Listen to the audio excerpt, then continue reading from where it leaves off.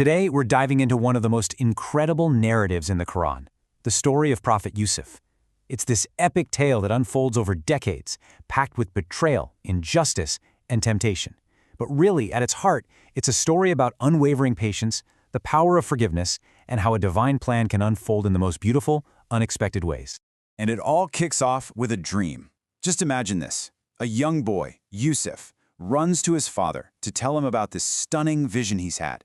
He saw 11 stars, the sun, and the moon, all bowing down to him. This one mysterious, powerful dream is the single spark that sets his entire life's journey into motion. So how in the world does that happen? How does a kid's dream take him from the bottom of a dark, lonely well, left for dead, all the way to a position of incredible power in ancient Egypt? Well, that's the unbelievable journey we're going to trace today. So let's start at the beginning. We've got this prophetic dream, and his father, the Prophet Yaqub, instantly gets it. He knows this is a sign of his son's great destiny. But he also sees the danger, a danger that, unfortunately, was brewing right there inside their own family. Now, to really understand why this dream was such a big deal, you have to look at Yusuf's heritage. This isn't just any family. He's the son of Yaqub, the grandson of Ishaq, and the great-grandson of the Prophet Ibrahim.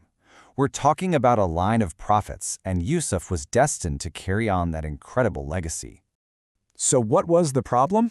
Well, it all came down to family dynamics. Prophet Yaqub had 12 sons, but he had a special place in his heart for his two youngest, Yusuf and Benjamin.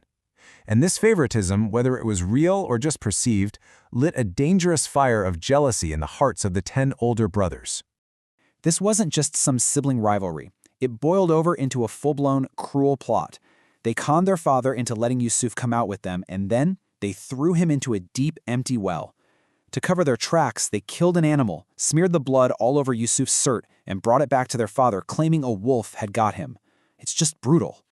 But Yaqub was a prophet. He looked at that shirt with no rips or tears, and he knew it was a lie. And his reaction? It's just wow.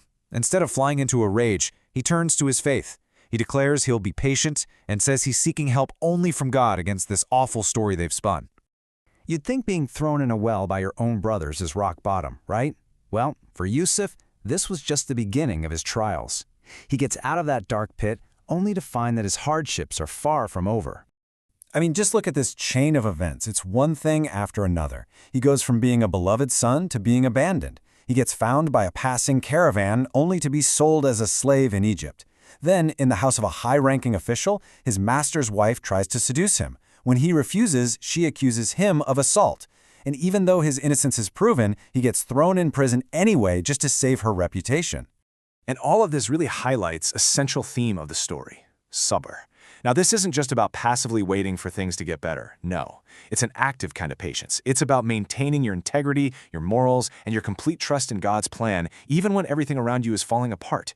Yusuf never gets bitter. He just keeps doing the right thing, no matter what. And you know how they proved he was innocent? It was actually so simple it's brilliant. Someone pointed out that if his shirt was torn from the front, it would mean he was the aggressor, but it was torn from the back, proof that he was running away from her. But here's the crazy part. Even with that stone-cold evidence, it didn't save him. He was still sent to prison. So Yusuf spends years in prison. But here's the twist. The very gift that kind of started this whole mess, his ability to interpret dreams, is about to become his ticket to freedom. Everything is about to change. So while he's in prison, he meets two of the king's former servants, a cupbearer and a baker. They both had these really strange dreams, and Yusuf interprets them perfectly. He tells the cupbearer he'll be freed and get his job back, but the baker, he'll be executed. And wouldn't you know it, his predictions come true, down to the very letter. Fast forward a few years. Now the king of Egypt himself is having these bizarre nightmares about 7 fat cows being eaten by 7 skinny ones, and nobody can figure it out. That's when the cupbearer finally remembers Yusuf. So, from his prison cell, Yusuf lays it all out. Egypt is going to have 7 years of incredible harvests, but they'll be followed by 7 years of a terrible famine. The king is just blown away, not just by the interpretation, but by Yusuf's advice to store grain during the good years. He summons him from prison, makes sure his name is cleared in that old case, and then he elevates him to one of the most powerful positions in the entire country. I mean, talk about a promotion. He goes from prisoner to prime minister just like that. Okay, so just as Yusuf predicted, the famine hits hard. And this global crisis is what sets the stage for the story's incredible climax. It's about to force a reunion with the very brothers who left him for dead all those years ago. And sure enough, his brothers show up in Egypt, desperate for food. Of course, Yusuf knows exactly who they are, but to them, he's just some powerful Egyptian official. He puts this very careful plan into motion. He gives them supplies but tells them they can't have any more unless they bring their youngest brother Benjamin with them next time. When they do come back, he masterfully arranges it so Benjamin is accused of theft, giving Yusuf the perfect reason to keep his beloved full brother with him. This whole situation just pushes the brothers to their absolute breaking point. They are finally feeling the real weight of what they did, and they're desperate. Seeing this, Yusuf knows the time has come. This is it, the grand finale. It's all about the big reveal, forgiveness, and seeing that dream from his childhood finally, fully come to life. So the brothers are back one last time, begging for mercy, talking about their poor old father who's gone blind from grief. And at that moment, Yusuf can't keep his secret any longer. He just looks at them and drops this one haunting question. And with those words, their entire world turns upside down. You can just imagine their shock. Their minds are reeling. Wait, are you really Yusuf? And his answer is just perfect. There's no "I told you so," no ego. He just says, "I am Yusuf, and this is my brother. Allah has indeed favored us." He gives all the credit to God's grace with zero arrogance.